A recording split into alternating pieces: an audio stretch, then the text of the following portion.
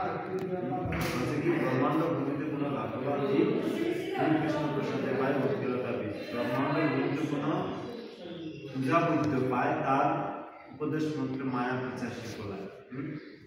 এই আমরা এই সুধর্ম লাভ করেছি মানে কি আমরা উঠিতাম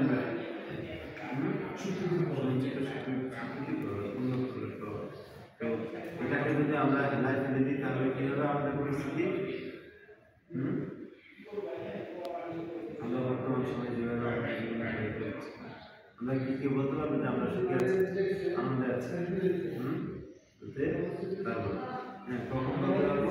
যখন আমরা ভগবানের অহংকি অপ্রতিহতা হবে, যে ভক্তি কখনো বাধাগ্রস্ত হয় না, সেই ভক্তিতে আমরা যখন করবো তখনই একমাত্র দিব্য সমাজে আনন্দ আমরা অনুভব করব।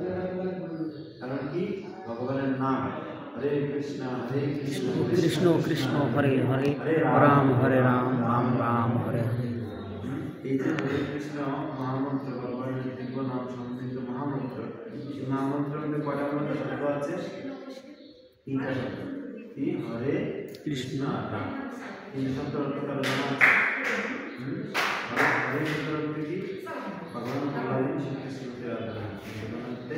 হরি হরণ হরণ হরণ বলতে হরি হরি থেকে হরে হরণ করা মানে কি? যিনি আমাদের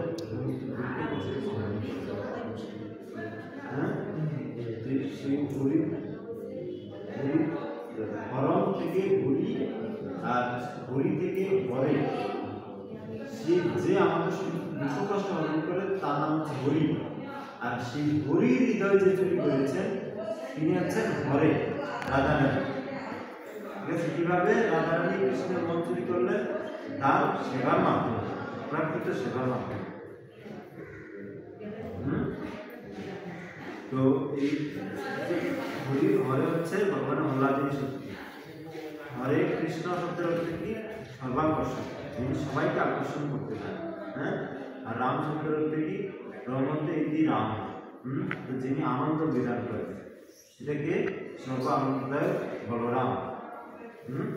তো আমরা আনন্দ খোঁজ করছি, কিন্তু আনন্দ কোথায় আছে? এই ভগবানের দিব্য নাম সম্বন্ধিত এই মহামন্ত্রের ভিতরে। আমরা যত এই মহামন্ত্র উচ্চারণ করবো তত আমরা আনন্দ পাবো।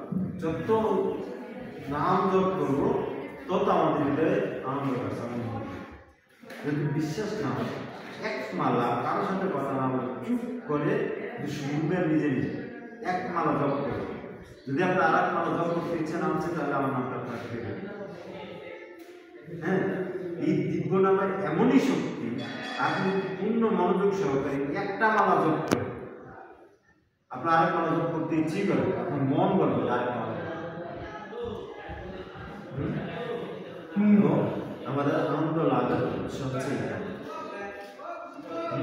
যখন আমরা নিজেকে ভগবানের সেবা নিযুক্ত করবো তখন আমরা আনন্দ পাবো। আমরা কৃষ্ণকে বাদ দিয়ে দূরে যাবো।